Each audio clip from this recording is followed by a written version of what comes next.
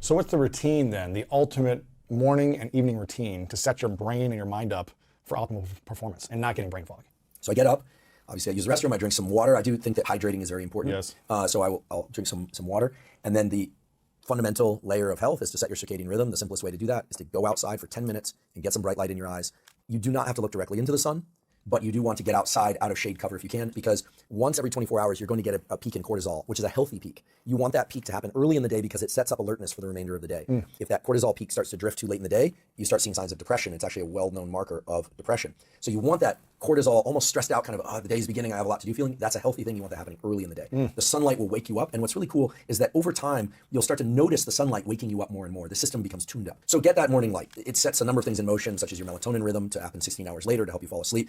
I would say this is the fundamental step of any good morning. And if you don't do this enough, you are messing yourself up in a number of ways. So then I come back inside and then I do not drink caffeine right away. It's important in many ways to delay caffeine enough so that you can clear out some of the chemical signals in the brain and body that lead to a feeling of fatigue. So the longer you're awake, the more a molecule called adenosine builds up in your system. And when you sleep, you push that adenosine level back down. When you wake up in the morning, that adenosine level can be 0, but oftentimes there's still some hanging around. Caffeine is an adenosine antagonist. It blocks adenosine function. It's a little more complicated than that, but that's effectively what it does. So if you wake up and you've got, let's say 20%, let's make, this is arbitrary, but 20% of your adenosine still hasn't been cleared out, that's sort of a drowsiness that you woke up with. Then you go and you drink your coffee and you crush that ability of adenosine to have that effect, but it hasn't gone away.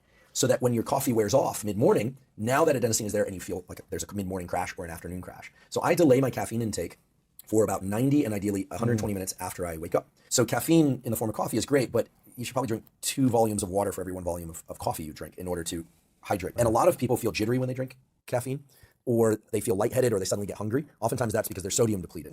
There's a lot of good science now to support the fact that if you're feeling lightheaded or you feel like you have quote unquote low blood sugar, oftentimes taking a little pinch of salt, putting in some water and drinking that, maybe with some lemon juice to adjust the taste, all of a sudden your shaking stabilizes, you feel more alert. Why? Because salt and water have an interesting relationship. It increases blood volume, and oftentimes then you're getting more blood flow to the brain simply by increasing your sodium intake. Okay, and water, then salt.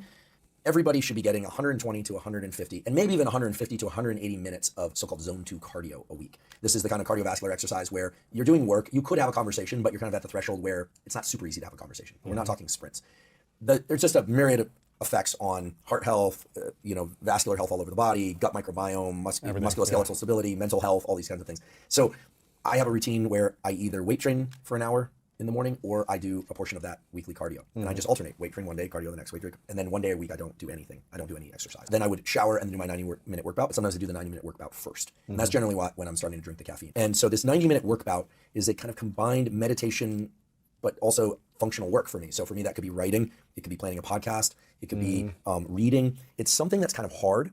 And the thing to understand about this 90-minute work bout is that you should expect some friction early on. It's not like you just flip a switch and you're in.